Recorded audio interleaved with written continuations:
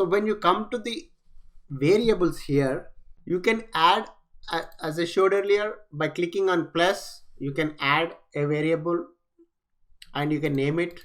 You can give it a condition saying whether it is nullable or not. You can mention this type, and you can enter your own expression here, or you can use the expression builder to build a variable. You can drag and drop customer name, and you can make it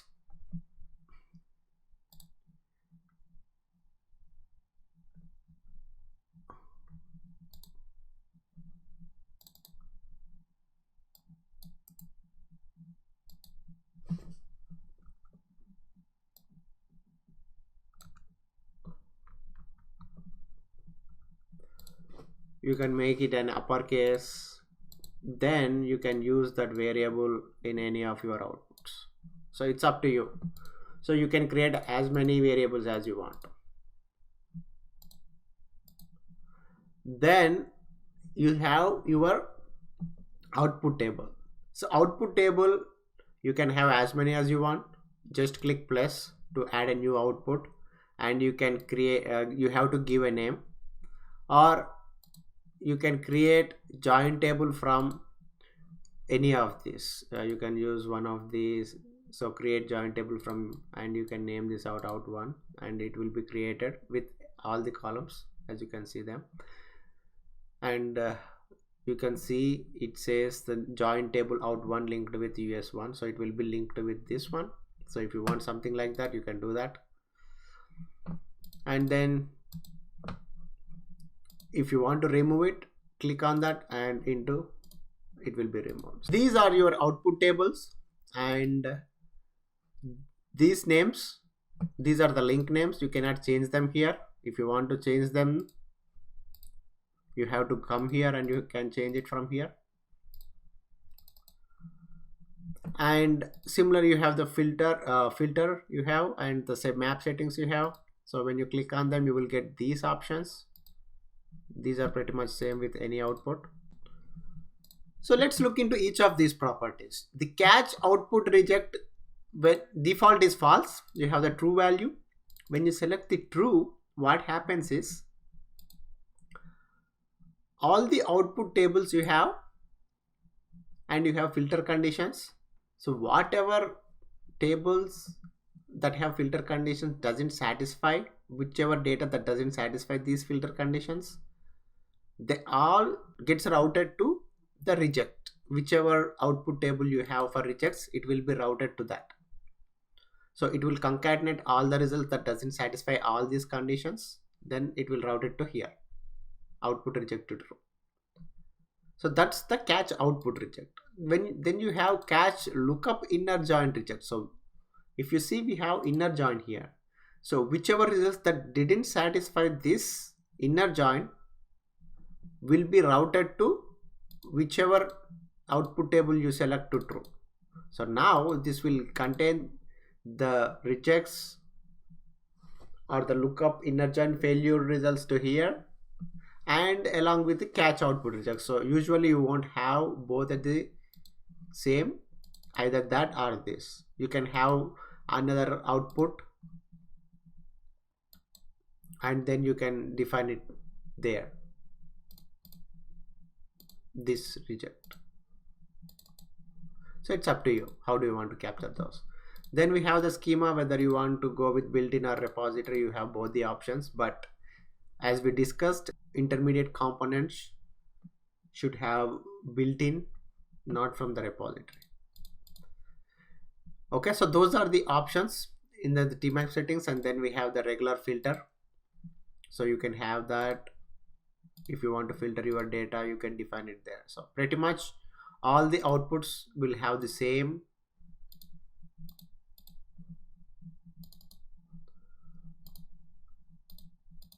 settings.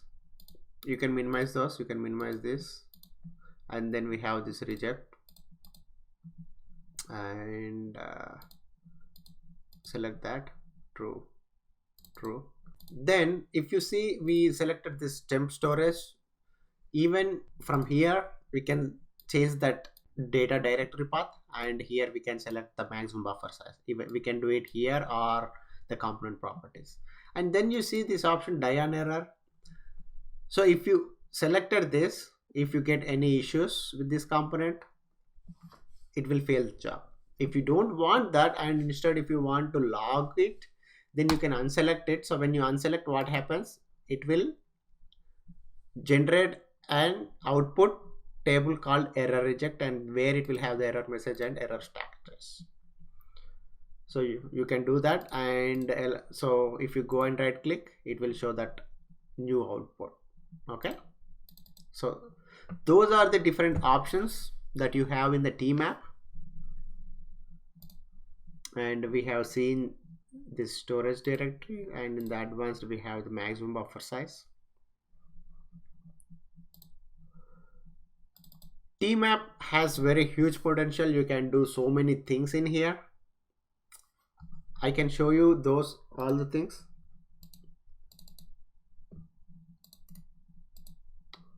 In future classes we have so many jobs. In future classes we have so many jobs that uses tmap, and we will go through each and everything again and again. Maybe we will even go through different types of joins here, and different options here, how that affects and everything in future classes and future jobs. We have so many jobs like that. Okay, so for now, this is all the options that we have in the tmap. As you can see, we have automap. Automap, what it does is, for example, if you named your columns, and if you have same name columns in these, when you click automap, it will automatically map it. So now since you don't have anything here, it doesn't. But let's add a column called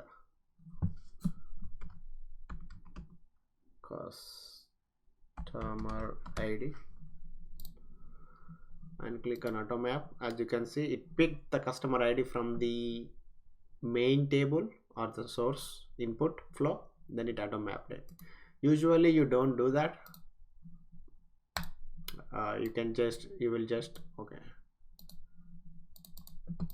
You will just drag and drop the columns from there. But if that's what you want, you can use the auto map feature anyways. Okay, so let's run it.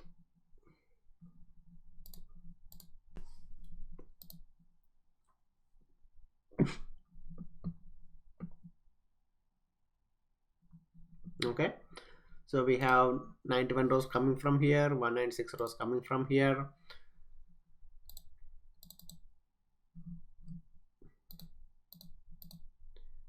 USA, UK.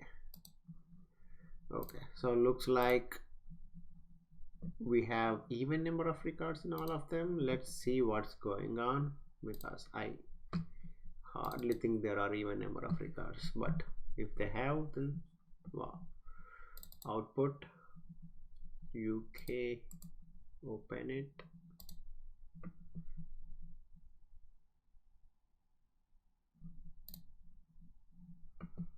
Okay, so the country, as you can see, it's not filtering them up. We have all sorts of countries here, which means this is not good. Let's look into these two types and let's see why it is happening. I will show you both the inputs, and I will once you see those two, pause the video and think about it. Okay, I know why we are having all kinds of results. I will show you in a bit. Input and customers, let's see where we are reading it from. T-join customers, T-join orders, I guess.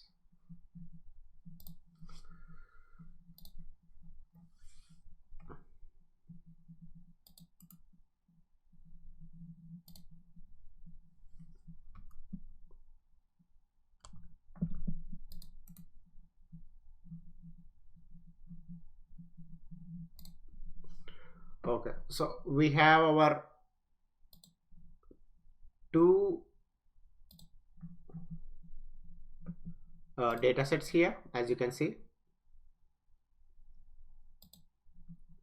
this is the customer, and this is customers data set, and this is our orders.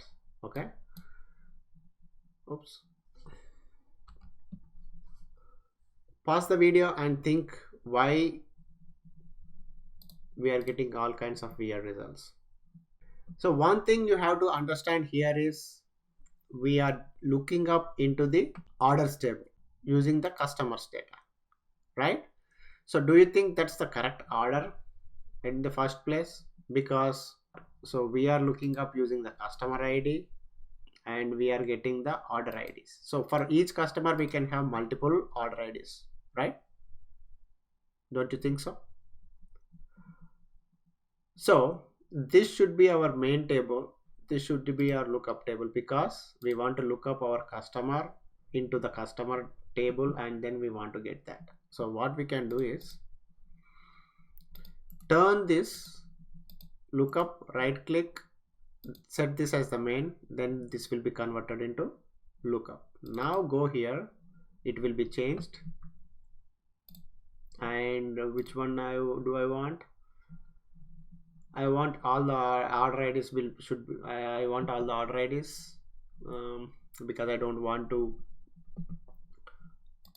and then join on the customer ID and get all this. Let's see what it has. It has customer name. Yep, everything looks good to me. Okay, and unique match, sure, and load ones, yeah, sure, that's okay. So click on apply. Okay, now we set up everything. Now you can run it. Okay, and again we got all equal number of rows, and as you can see, since we did the left outer join, we should get all 196 from this one and only the same keys that are available from this side. That's good. But do you know why it happened? Because we deselected all the filters. It didn't filter. So you have to select this to apply this filter, select this to apply that, select this to apply that. And we don't have an output link defined here. We only have two, but that's fine. Let's run it again. Now if you see, they have different results. Guessing this will have all the results for USA, this UK, and this Spain. Let's see.